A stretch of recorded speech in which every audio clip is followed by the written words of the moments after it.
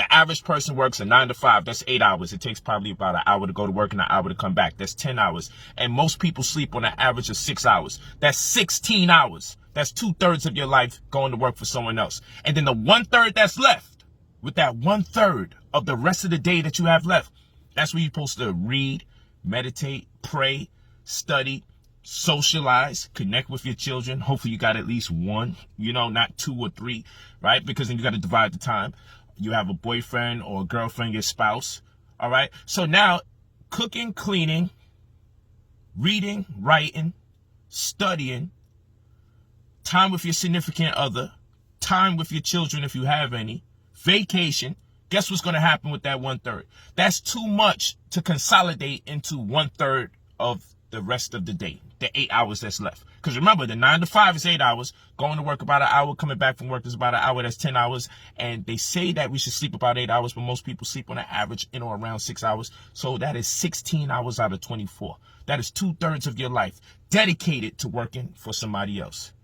I would like to ask you, how on earth are you going to read, meditate, pray, study, vacate, cook, clean? We like to think you're cooking and cleaning, right? Spend time with your children. Spend time with your significant other. You know what's going to happen? You can't consolidate all of that into 1/3 of your life left. So what you're going to do, you got to make sacrifices. So you got to sacrifice reading, praying, meditating. Maybe you pray once a week, go to church. But you're going to have to make sacrifices when it comes to the things that empower you and personally develop you. That's the issue with working for other people. There's nothing wrong with working.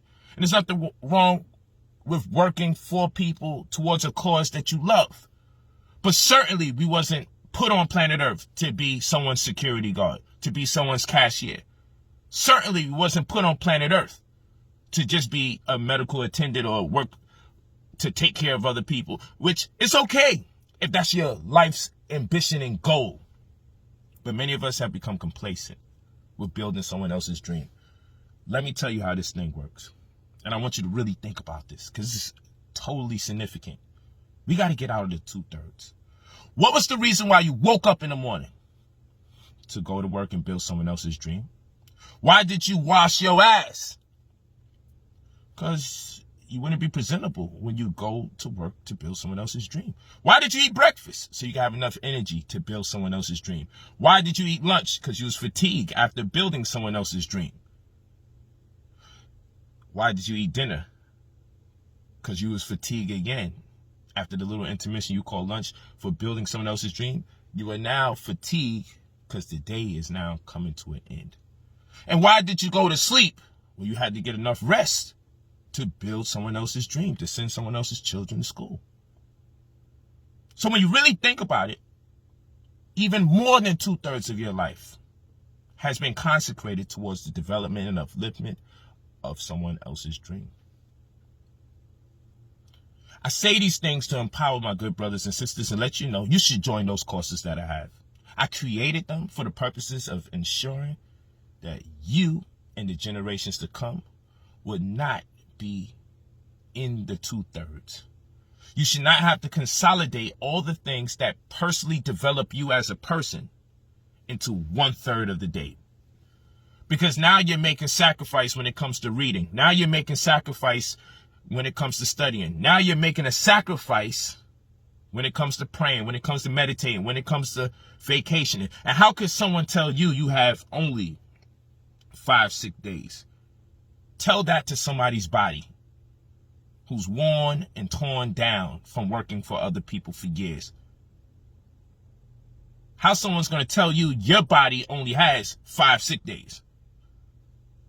How about, hey, I'm about to do over 40 hours because I need to make this money. You don't have to come back to work because we don't want to pay you time and a half. You're at 39 and a half hours. Hey, get out of here. You're supposed to tell us we don't want to pay you more. I want you brothers and sisters to realize there's nothing wrong with working. We all have to take steps. But the problem is many of us stop step. So as I always say, I'm too smart to be broke, and it costs way too much to be poor. And you never get paid what you're worth. You only get paid what you negotiate. Get into that cryptocurrency course. Get get into that gold in the crisis stock course, get into that UCC and real estate course. It is now 2021. And guess what? Just like I said, because 2020 becomes 2021 doesn't mean that things magically change. It only changes when you decide to change, when you evolve in your perspective. We have a personal responsibility, people. We have a personal responsibility. Responsibility. Your life is your responsibility. Life is responsibility. Responsibility, your ability to respond. We have a personal responsibility to be successful. For what is your purpose? Is your purpose on earth to just be a garbage man, or to be security or cashier, or to sit there and open up a gate so cars can go in and out? Like, there's nothing wrong with having a job. There's something wrong with being complacent. You've been blessed with the opportunity to exist.